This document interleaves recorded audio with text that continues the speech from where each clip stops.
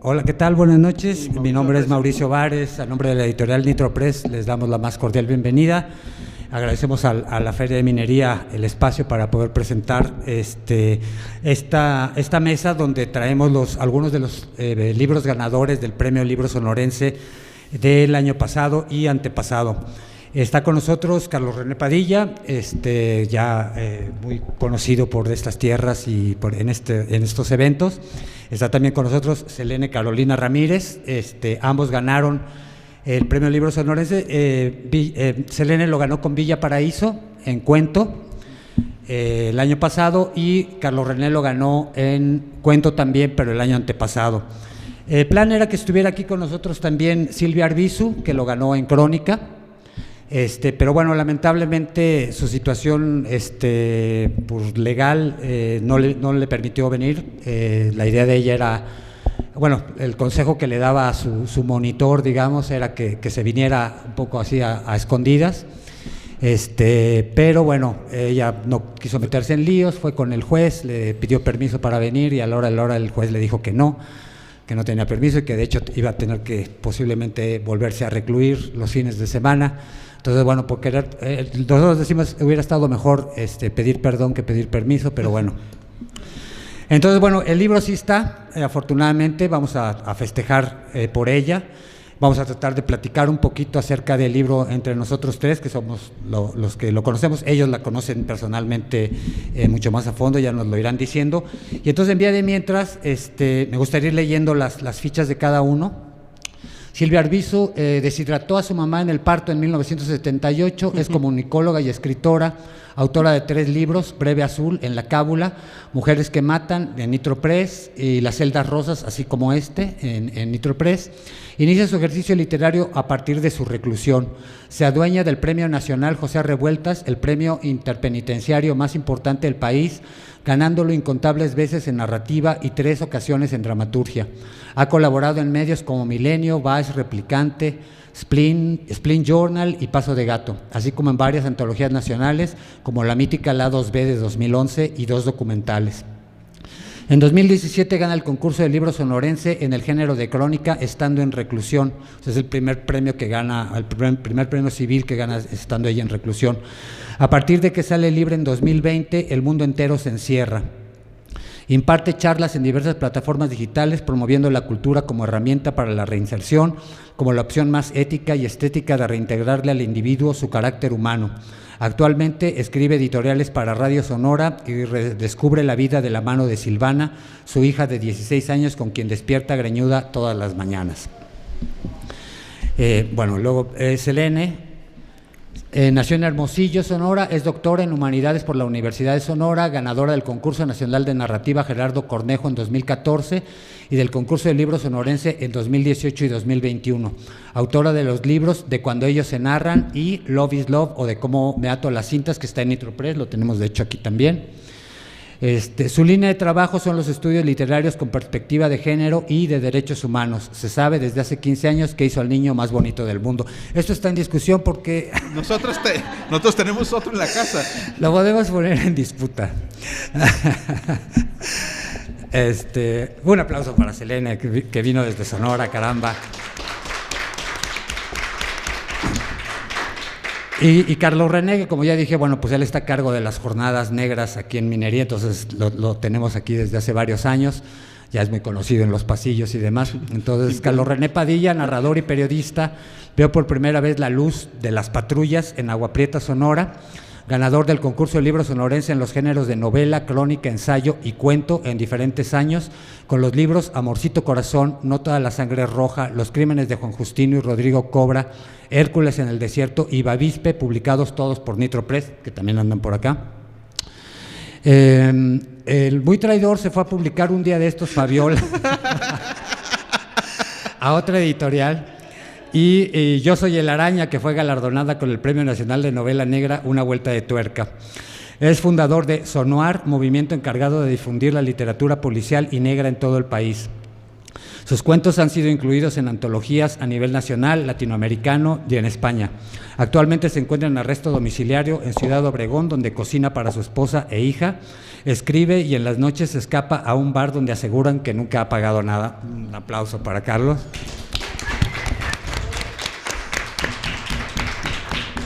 Y bueno, pues antes de cederle la palabra a nuestros invitados, pues nada más decir que este es el tercer libro de crónicas de Silvia. Silvia estudió comunicación y se dedicó durante mucho tiempo a la radio. Nunca había escrito, ya estando en la cárcel, la va a visitar su papá, que si no recuerdo mal es albañil, y le obsequia un cuaderno y un lápiz para sobrellevar el rollo, ¿no?, de la vida en reclusión. Y a partir de ese pequeño regalo, ¿no?, de un hombre que no tiene muchos estudios, ella empieza a escribir y se crea una estupenda escritora, ¿no? Pues estamos muy contentos de tener 3 libros ya de ella, 2 de ellos prácticamente agotados, también va para allá. Entonces, bueno, aquí lo que cuenta son algunas de las crónicas que tienen que ver con la salida de ella de la cárcel y, como dice en la ficha, cómo el mundo se tiene que encerrar por la pandemia. Ella ya estaba en este sistema híbrido, ilegal, a todas luces, según sabemos, de tener que pasar 4 días libre y luego ir a la cárcel 3 días más, ¿no? Y completar así la semana. Tan es ilegal que no había una figura dentro de la cárcel que correspondiera a esa situación. Entonces, cuando ella llegaba, no sabía si debía irse con las que ya estaban cumpliendo condena o con las que apenas estaban esperando juicio. La misma gente de ahí no sabían en dónde colocarla. La ponen en una celda X, ¿no?, donde no la atienden. Se pasa un par de noches casi sin comer y demás. Y bueno, todo eso lo va contando aquí, así como todas estas experiencias nuevas ya fuera de la cárcel y de algunas otras que va recordando mientras estuvo allá. Entonces, bueno, ahora está preparando un nuevo libro de crónicas sobre mujeres jornaleras, con las que está teniendo que trabajar y con las que está conversando y utilizando la misma técnica que ha utilizado antes, que es entrevistarlas, y después del material que compila, escribe algo literario más en la forma de cuento, ¿no? O sea, se pierde un poco el rollo, digamos, periodístico, porque ella se esfuerza porque cada pieza sea narrada desde un punto de vista diferente, con un inicio siempre distinto, ¿no? Muchas veces comienza al final, muchas veces lo narra en primera persona, a veces en tercera, a veces en segunda. Entonces eso es más o menos lo que ella ha estado haciendo, tratando de convertir en pequeños, ahora sí, como dicen ahora, artefactos literarios, crónicas o sucesos de vida reales y comprobables, ¿no? Entonces, bueno, por mi parte eso es lo que yo podría decir del libro de Silvia. Ellos que también la conocen, no sé si quieran compartirnos algunas palabras. Gracias por estar aquí, gracias Mauricio por pasar tu cumpleaños con nosotros. Es muy triste, para mí es muy, muy triste y muy indignante que Silvia Arbizu no pueda estar aquí. Como cuenta Mauricio, pidió permiso, se lo negaron de forma muy arbitraria, sin ningún sustento jurídico. Y pues después apareció una cosa, estábamos hablando hace rato en la entrevista con Radio UNAM, que muchas veces pues la realidad supera la ficción, ¿no? Y es precisamente esto. Ella nos está contando desde sus crónicas qué pasó cuando tuvo que regresar por la libertad condicional a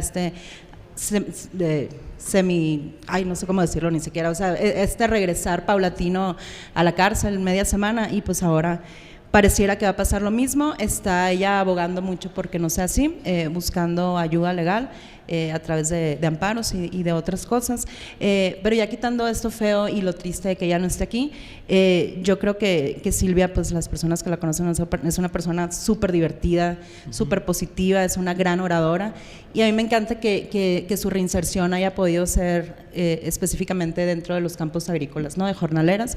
Ella trabaja en recursos humanos, está viendo muchas cosas y como siempre lo ha hecho, hacer política su vida, también va a escribir sobre eso. en Hermosillo, en la costa, hay una comunidad de calle jornaleros 2. gigante que se confunde, ¿no? De repente el trabajo normal con la esclavitud que se vive ahí dentro, y afortunadamente pues Silvia está abogando por estas mujeres. Yo presenté en varias ocasiones, yo fui maestra de Silvia en el Cerezo 1 y presentamos la primera vez su libro pues allá adentro, Las celdas rosas, que es un libro bellísimo que está en Sí, Nitro. pueden Si no lo han leerlo, leído, léanlo. por favor, léanlo. Es rosa, ¿no? O sea, ¿cómo puedes convertir un espacio rosa, ese espacio carcelario donde eres un auto de formal prisión, donde eres un número, donde eres un castigo La ejemplar? crónica, la crónica esa del que le da título La celda al nombre, rosa, sí, ajá. está muy chingón. Sí, y pues no solo la conocemos a ella, no solo conocemos toda su humanidad y toda esta forma como linda, brillante de ver las cosas, porque ella pone brillo, sino también podemos conocer a las personas que están alrededor, ¿no? Y aquí en Morir de Tiris y Carcelazo también, o sea, conocemos el mundo penitenciario, pero también ese mundo de afuera que se detiene, que eso fue una locura. Dice, ¿cómo es posible que yo esté, ¿cuántos años? ¿14? 16, que yo esté 16 años adentro y que salga, bueno, y que el mundo esté en suspensión y que aparte tenga que regresar, dice, o sea, mi vida también es como súper dramática, súper novelada, y fíjense, de repente nos quejamos por 1000 cosas, ¿no? Y ella está ahí y está escribiendo desde todas las trincheras posibles y está haciendo todo su mejor esfuerzo. Y pues Silvia, si nos estás viendo, te queremos mucho y ojalá que pudieras estar aquí, pero ya tocará, ¿no? En la próxima ocasión.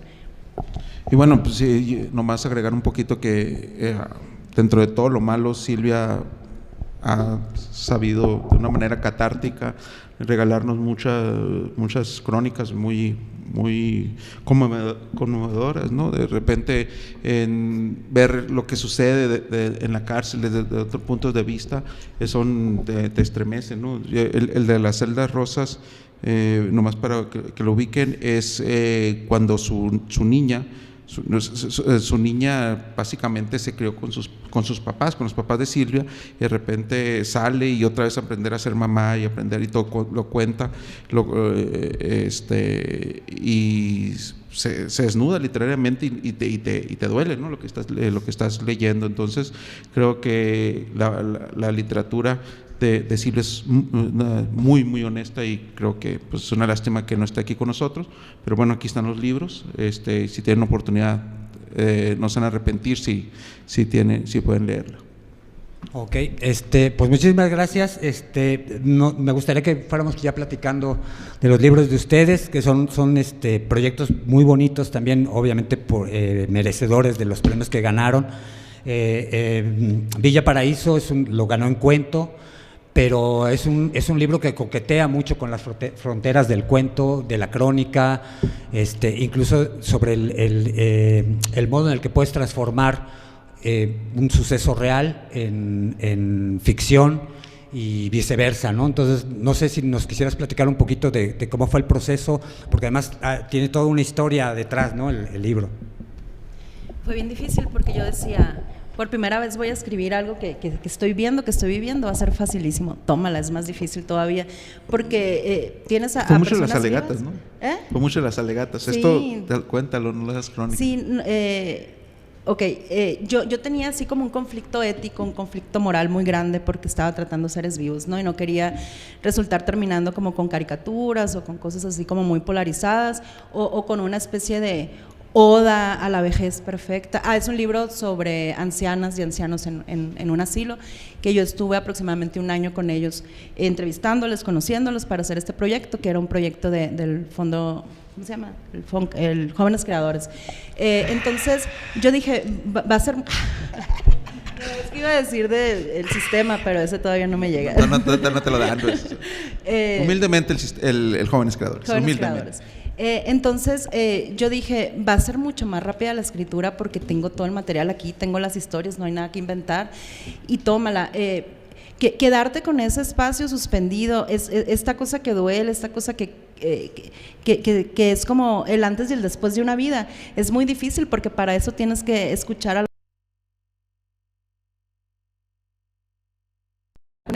ver qué les parece, de qué forma se puede ficcionalizar, porque hay muchísimo de ficción y mucho de otras cosas que yo conozco, pero al final pues están ellas y ellos vertidos en los relatos. Y decía también, bueno, el asilo tiene que convertirse como en el gran protagonista, ¿no? ¿Cómo puedo hacer para que el asilo esté por ahí, que se vean personajes de un cuento en otro? Entonces, en ese sentido tiene como un poquito del rollo conectivo de la novela. También hay mucho metatexto porque estoy yo ahí. O sea, no me bastó con escribir historias de personas reales, todavía me quise meter, eso fue, ¿te acuerdas? Sí, fue una discusión, fue una discusión. Soy la niña que camina. Oye, sí, yo soy la niña y pues es muy evidente, no les estoy spoileando nada. Entonces, fue un libro durísimo. Yo creo que pocas cosas me han dolido tanto como este libro y el inicio de la maternidad. Muy, muy difícil porque adviertes muchas cosas que lo que estábamos diciendo acá también, si bien vamos a llegar a la vejez y hay cosas ya como muy tácitas, ¿no? En un país sobre todo como México, donde el viejo es visto como sinónimo de desechabilidad, etcétera. Y pues aquí no solo está eso, también está, como decía con Silvia, así como los pedacitos brillantes de la humanidad y es muy agridulce porque todas las personas de las que escribí murieron en la pandemia, entonces no tuvieron la oportunidad o el susto de verse en los textos, pero definitivamente fue algo transformador para mí. Hay en alguna presentación, incluso creo que en el mismo libro mencionas el por qué te interesas particularmente en ese lugar, ¿no? Sí, ¿nos puedes platicar? Sí, el hecho así como real físico es que mi mamá conoció el asilo porque ella es jubilada y fueron a llevarles música y comida un 14 de febrero y me dijo, tienes que ir ahí, tienes que hacer algo, no sé qué, pues yo escribir, me imagino. Y también yo estaba... Bueno, siempre he sido muy sensible a muchos temas, pero particularmente al de la vejez, en ese tiempo que acaban de morir mis abuelos, y yo los veía pues en todas estas personas. Y bueno, de hecho, algo de lo que a mí me gusta mucho, bueno, las historias son fabulosas, ¿no? O sea, las historias de vida de todos estos personajes son increíbles, las del Charro y un montón de personajes son increíbles y sí, como lo reflexiona hasta dentro del libro, hay esta cuestión de que parece increíble, ¿no? Como esa vida tan fulgurante ahora está como recluida y un poco, pues ya prácticamente a punto de convertirse en cenizas, ¿no? Ya nada más son rescoldos. Y esa labor a mí me pareció muy bella, ¿no? De tu parte de tratar de traer de nuevo a la luz pues cada uno de los detalles que hubo en cada uno de ellos. Pero también me gustó mucho el punto en el que empiezas a jugar y a coquetear, a decirnos, ¿no? Esto es real, pero decido que lo voy a convertir en ficción mediante esta otra manera. Este tipo de cosas, ¿cómo se fueron dando? Sí, los experimentos eran porque llegó un momento que sentí que estaba mintiendo demasiado y dije, bueno, estoy creando ficción, se sobreentiende que voy a mentir demasiado, dar de perdida pequeños guiños, ¿no? Y aquí va un paréntesis y esto no se puede decir, y aquí cambié el nombre y esta persona no me dijo esto, pero yo lo pensé. A mí me gusta mucho leer literatura que tenga esos juegos con el metatexto y me atreví a hacerlo, así a experimentar. Sí, de hecho, es que creo que aquí lo haces mucho más que en el libro anterior, ¿no? Que en Love is Love, y de hecho, bueno, pues parece como si lo hubieras hecho toda tu vida. Bueno, pues a ver, vamos a platicar ahora con Carlos, porque de hecho este libro es muy bonito, es una verdadera sorpresa. Digo, ya todos estábamos acostumbrados al nivel, ¿no? que maneja Carlos, ¿no? Por eso había ganado tantos premios y demás. Pero ahora no solamente, como yo se lo comenté en su momento, siento que dio un salto de calidad, ¿no? Sí lo leí, dijiste. Sí lo leí, los otros. Sí lo leí, no completo, pero...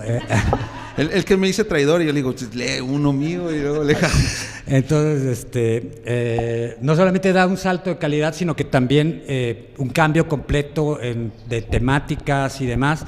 Yo no había leído cuentos de él, habíamos publicado crónicas, habíamos publicado novela y ensayo, ¿no? Un ensayo que coquetea mucho con la novela y con la misma literatura negra, porque está narrado, el ensayo está narrado un poquito como novela.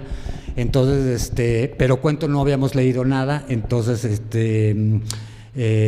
pues son cuentos con toda la dignidad que debe tener un cuento, Y además, pues esta cuestión de meterse a un mundo que ya es cada vez más alejado de la literatura, ¿no? Que es el mundo rural de nuestro país y más de un pueblito pues súper lejano y aislado, ¿no? Ya, pues, ¿por qué no nos vas platicando un poquito?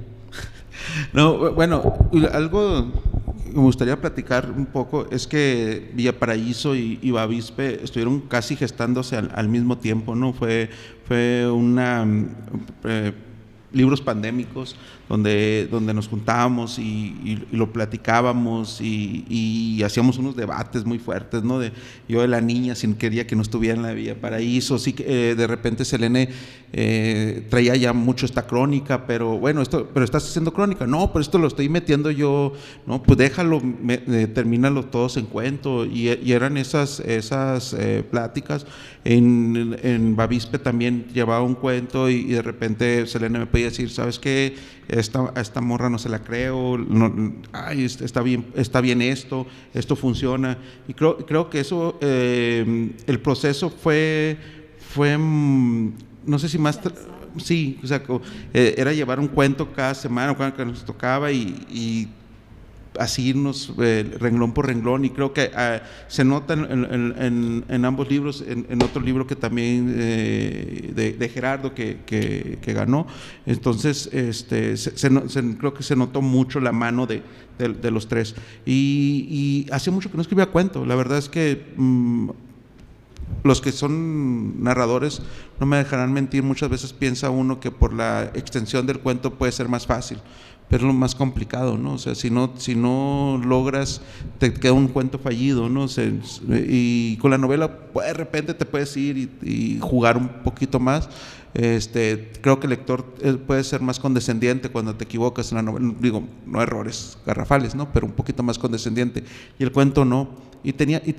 Había ido recopilando esas historias, y eran historias que tenía arrastrando desde hace muchos años, desde de la infancia, la primera juventud, y creo que llegó un momento en que ya quería empezar a contarlos, ¿no? Quería empezar a contarlos, y ya desde esta distancia, donde empiezas a comprender un poquito más a los grandes, ¿no? Empiezas a comprender de repente que tu abuela que está aferrada contándote lo mismo, que llegas y te cuenta otra vez aquello, o que platiquen de amigos o de conocidos como si tú los conocieras, pues, o sea, como si, oye, pero es que fulanito, pero ¿cuándo se quedó una vez? No, 35 años, mamá, pero pues a mí yo no lo conozco, pero son tan importantes para ellos y te lo transmiten a ti, que en algún momento, no, pues vamos a empezar a hablar de nuestros amigos con mi hija, como si los acabara de ver, y los acabo de ver hace 20, 30 años.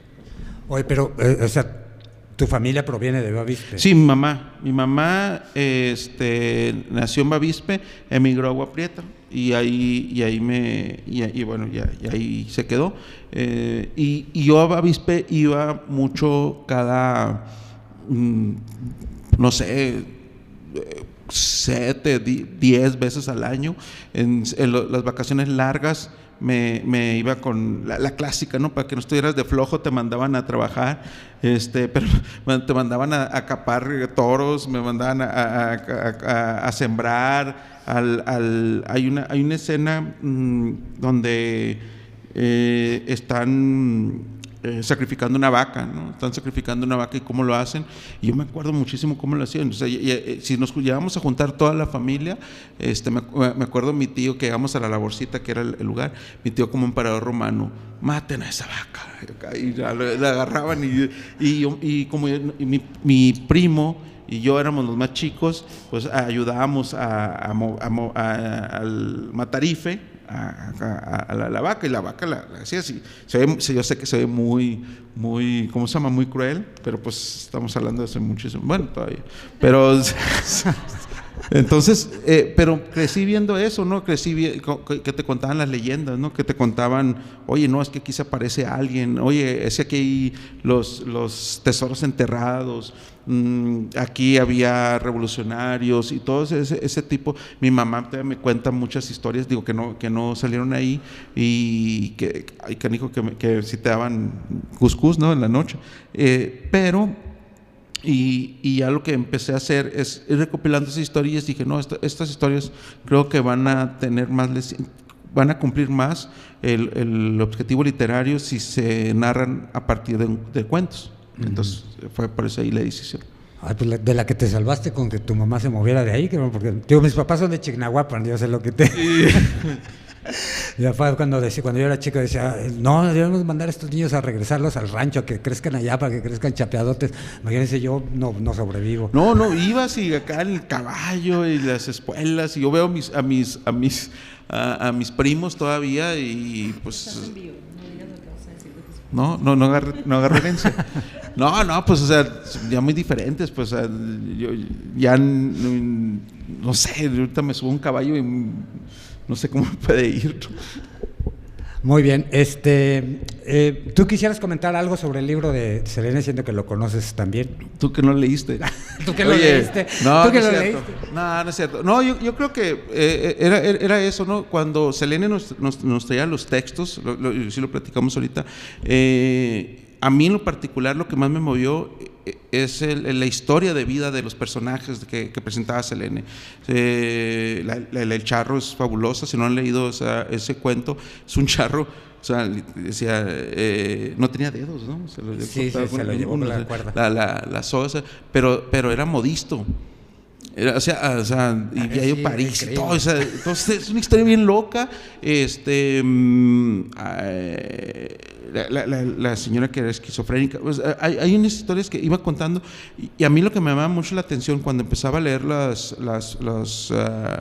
primeros bocetos de los cuentos de Selene era que la historia de vida de los personajes, y cómo de repente creemos que los viejitos, nuestros abuelitos, nacieron así, pues, o sea, que siempre los hemos visto arrugados ahí caminando, cuando le dieron vuelo a la hilacha, o sea, se anduvieron con medio mundo, y yo me pude haber casado con y todo. Entonces fueron jóvenes, hicieron y se hicieron igual que nosotros, y se parece que se nos olvida, pues, se nos parece que se nos olvida.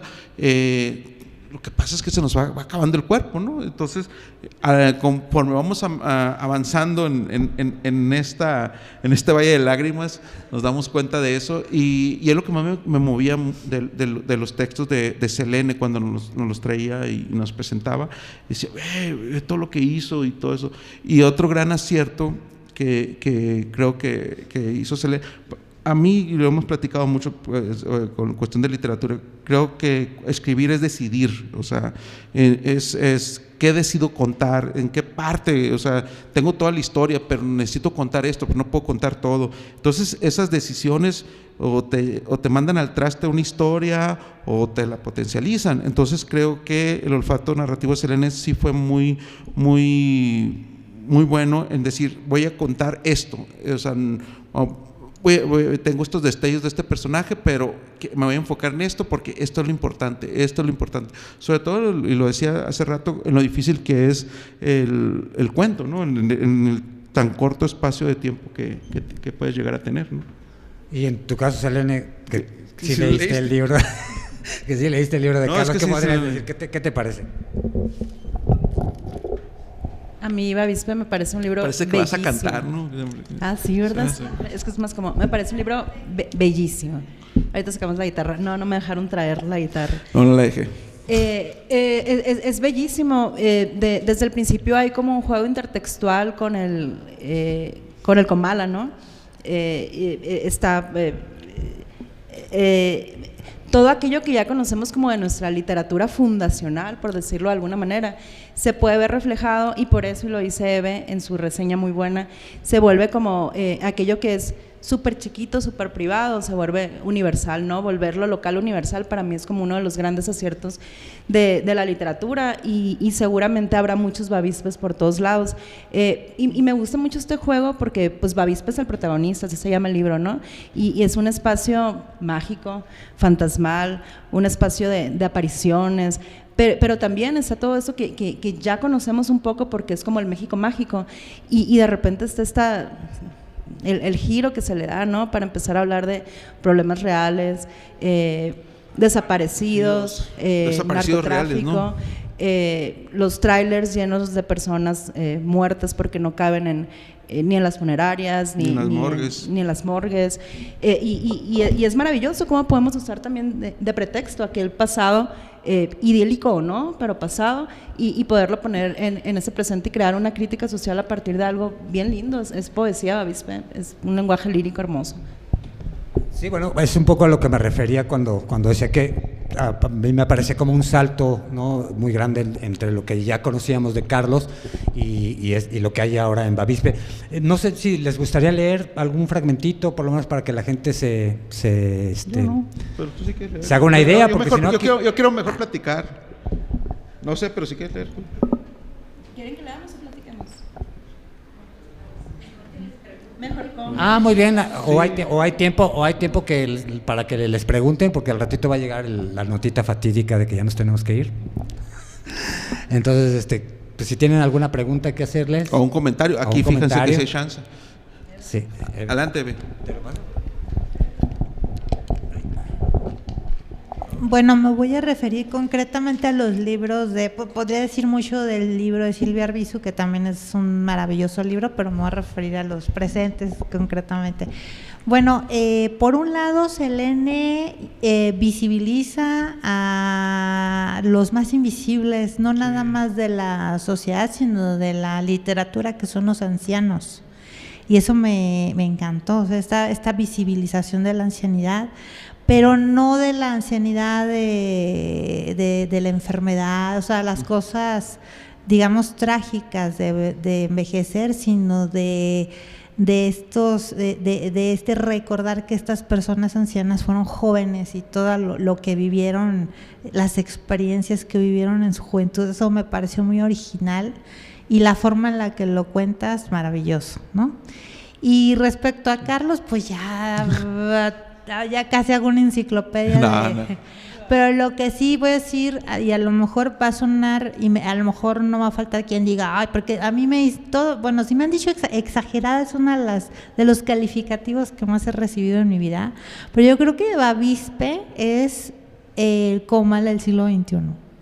No sé, pero no sé. Sí, o sea, no, con esto no trato de decir que Juan Rulfo reencarnó en ti. No. Sí, no.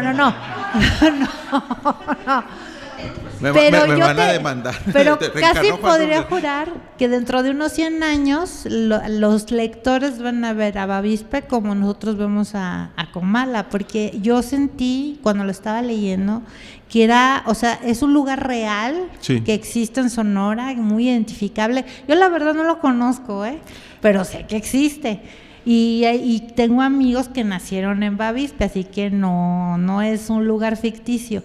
Pero de todas maneras, la forma en la que lo cuentas parecería un lugar ficticio. Y con todo ese terremoto del que hablas, sí, yo me puse a investigar y dije, este terremoto realmente sucedió. Y está documentado en Wikipedia, nada más que en tu novela pues está mucho mejor, porque en Wikipedia se limitan a decir, no, pues murieron tantas personas y ya, y fue de tantos grados, es todo. Tú todo el drama alrededor de este terremoto lo recreas de una forma impresionante, porque bueno, yo creo que tu abuela apenas era una joven cuando pasó eso. Sí, fíjate que a mi abuela estaba niña, a ella se lo contaban. Mi abuela nació en 1900, bueno, ya falleció, pero nació en 1910. O sea, y esas historias se las contaban. Aquí por razones literarias, era mi abuela la que estaba ahí. Bueno, no era mi abuela, pero la imagen de mi abuela. Y fui recopilando para armar esa historia. La parecida no es una niña, la que da vueltas ahí en la casa de allá de mi familia materna, sino es una mujer. Entonces, pero dijo, no, aquí necesito que sea una niña. Y lo del terremoto a mí también me marcó muchísimo, porque mi abuela me lo contaba, pero mi abuela se lo contaba que a ella se lo contaban. Entonces en Agua Prieta no había más que enciclopedias en las bibliotecas. Me acuerdo que una vez andaba buscando no sé qué y mira, voy a buscar Bavispe, nomás por la enciclopedia, no era un diccionario. Y me acuerdo claramente que decía pueblo desaparecido. desaparecido, o sea, pueblo desaparecido en un terremoto de 1880 y tantos. De hecho, hay gente que lo confunde con Batuk. Batuk, no, Batuk creo que ese se inundó. Se inundó. Sí, pero hay gente que lo confunde a Bavispe con Batuk. Es que para Bacadehuachi, sí. Aribechi, todos esos países. Sí. Pero me acuerdo que cuando leí esa descripción, me quedé en la torre, están muertos. Pero yo tenía 10 años, 12 años y se me quedó bien grabado. Decía, digo, no había leído a Juan Rulfo, ¿no? Pero decía, están muertos, no les avisaron. No, o sea, los de acá ya saben y acá ya saben, entonces de ahí te empieza uno, digo, son cosas que uno trae desde hace años y que después los vas acomodando, sí. que es cuando decías, esta historia, esta anécdota va aquí, si no, sí. no para meterla nomás por meterla, pues no, muchas veces no funciona. Entonces sí fue, y también quería que fuera esa la historia de Bavispe y que se va atravesando varias generaciones hasta la última, ¿no? Que comentaba Selene, que ya son hechos más reales. Es el Bavispe actual, o sea, sí, lo que está pasando en este momento, ¿no? Sí. Ahora un padre buscando a su hijo, sí. ya ahí, y bueno, ese cuento nació de hecho real. Estaba en Guadalajara, prendo la televisión, qué cosa rara, casi nunca prendo la televisión en los hoteles. Y no sé por qué lo aprendí y estaban dando la noticia de que habían abandonado 2 trailers llenos de cuerpos porque no cabían en la morgue. Entonces me quedé, o sea, entonces ahora sí que empecé a desandar los pasos. Dije, bueno, ahora ¿qué pasaría a alguien que tiene que bajar desde la sierra, que nunca ha querido bajar, y tiene que atravesar medio país para ver si está su hijo en esos 444 cuerpos, ¿no? Entonces, y ese trabajo, y luego también creo que fueron muy pensados. Por ejemplo, el de Un hombre bueno, yo quería exhibir un western, quería que fuera un western como con todas las de la ley. Entonces también dije, bueno, aquí tengo la oportunidad por la atmósfera, por el tiempo de hacerlo. Entonces sí. También ahí me agarré de ahí. Sí, no, pues grandes libros los 3 y qué lástima que no vino Silvia, pero bueno, en su libro ella es muy autobiográfica y ella ya explica exactamente por qué no está aquí, prácticamente es como que se adelantó ella explica por qué ella no está aquí y pues muchas felicidades a los 3. Gracias, muchas gracias por todo el apoyo.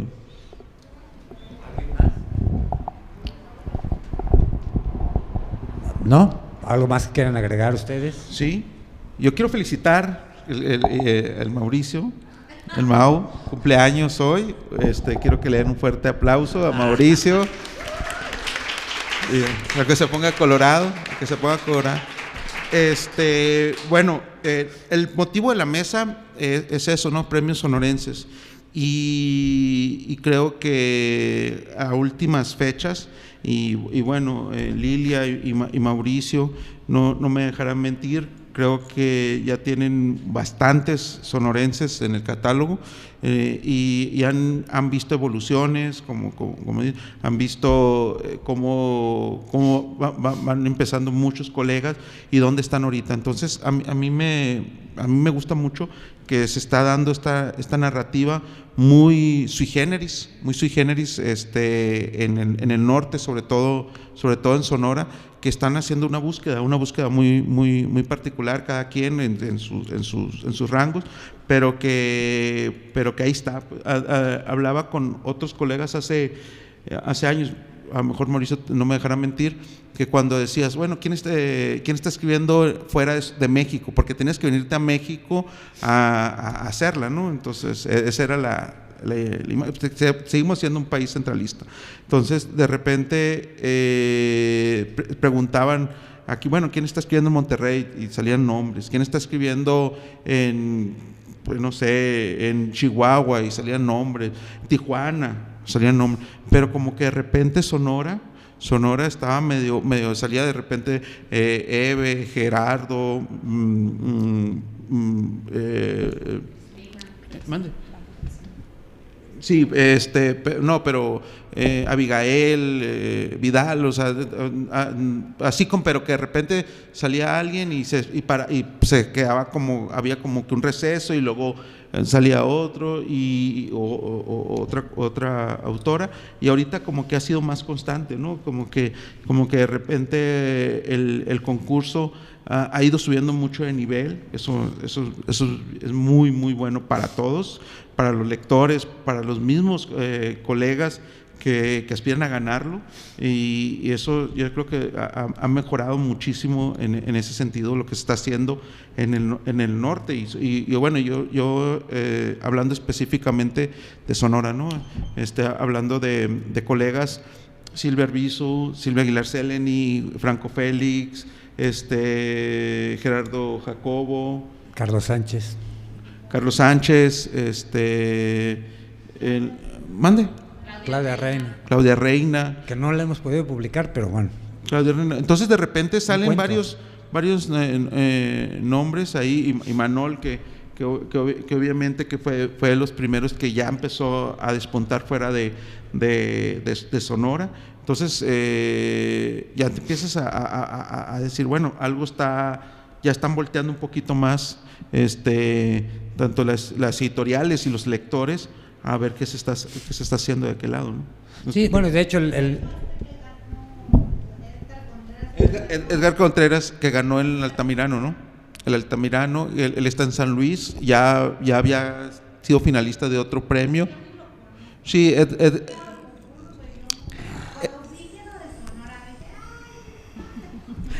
Edgar, por ejemplo, tiene mucho tiempo en las jornadas de Abigail, ¿no? Ahí junto con Rubén Meneses, organizándolas, ¿no?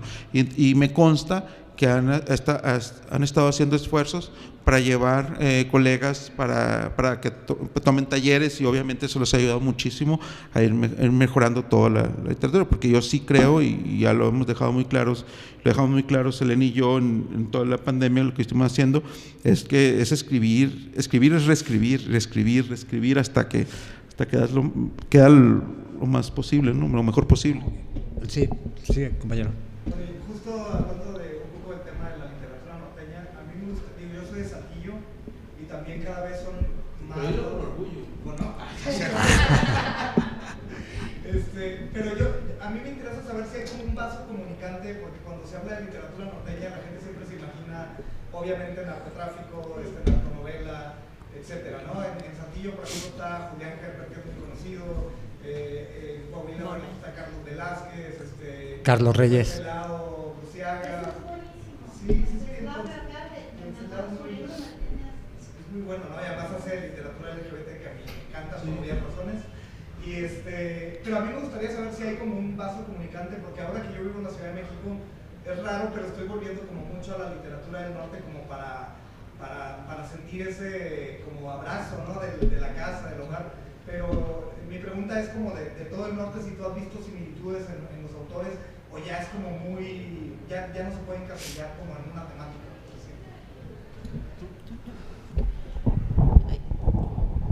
Es bien buena tu pregunta, porque hemos hablado mucho de eso en diferentes lugares, congresos, foros, porque yo creo que sí, como que se encumbra, se entrona a partir de un tema, ¿no? ¿Qué realidad nos toca vivir en el norte por ser estados fronterizos? Y regularmente escribo lo que veo, regularmente escribo lo que siento, lo que soy.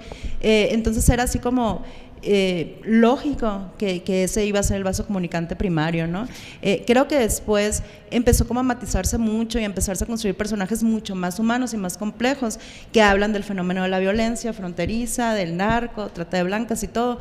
Y como todo en la vida, llega un momento que llega otra generación que busca como refuncionalizar aquello que ya existe a partir de sus propios parámetros, que afortunadamente son parámetros como ya muy plurales que tienen que ver con el acceso que tenemos a un montón de cosas, ¿no? Yo creo que la globalización, redes sociales, el internet nos permiten así como poder hablar de lo que está sucediendo en Nogales, Sonora, por ejemplo, o lo que está sucediendo en Japón. Pero sí, definitivamente como fenómeno primario empieza con la reproducción como una especie de apología a la violencia, que después se va matizando bien bonito y hay personajes encantadores dentro de la novela negra, de la novela policíaca, de la novela de la frontera, y ahorita es mucho lo que está pasando en Sonora, y yo creo y lo agradezco que se debe un montón a las coediciones que estamos haciendo con Nitro, porque ahora la gente, es más la gente que participa, porque dicen, bueno, voy a participar pero no me voy a quedar en una biblioteca o un instituto enmoheciéndome, pues, o sea, me van a invitar a lugares, me van a leer en otras partes, y pues la tarea de promoción que hacen ellos es que nosotros somos muchos de usar ese adjetivo, perdón, que hacen ellos es increíble, y estamos, perdón, y quedó grabado. No, sí, mira, de hecho, bueno, De hecho, vamos a hacer una camiseta con de hecho en Coahuila eso. está también Carlos Reyes, que el año pasado ganó no sé cuántos premios, y nosotros le publicamos La fábrica de mexicanitos, que está buenísimo.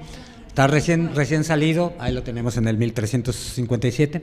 Y quería nada más también mencionar de pasada, porque ya nos vamos a tener que mover, estos dos libros que ganaron también el premio sonorense. Es Crepúsculo Mecánico, de Antonio Berumen, que lo ganó en novela, que está bien chingón, es una novela de ciencia ficción. Fronteriza. De ciencia ficción fronteriza, trash, ¿no? O sea, cómo vive el futurismo alguien a nivel barrio, a nivel súper pobre, con todos los cambios tecnológicos sucediendo, pero muy lejos, ¿no? Y con un lenguaje estupendo, ¿no? Bueno, por algo ganó el premio. Y que es Espacios Contenidos, de Manuel Parra Aguilar, que es un ensayo sobre el poema en prosa, ¿no? Y sus conexiones con el relato breve, con otros tipos de poemas, etcétera, etcétera, desde su historia con Baudelaire y demás, ¿no? Que también lo tenemos a la venta por aquí. Y bueno, aquí están los libros, obviamente más baratos que en librerías. Están aquí los autores, aprovechen que se los pueden firmar, los pueden apapachar, etcétera, etcétera. Entonces, pues muchísimas gracias, Elene, Carlos. Y Muchas gracias por saludote a salirte a tu fiesta de cumpleaños y venir con nosotros a presentar. Dale. Muchas gracias a la Feria de Minería, a Gata Negra, a Fábrica de Historias, por todo estar ahí. Sí, también, muchas gracias.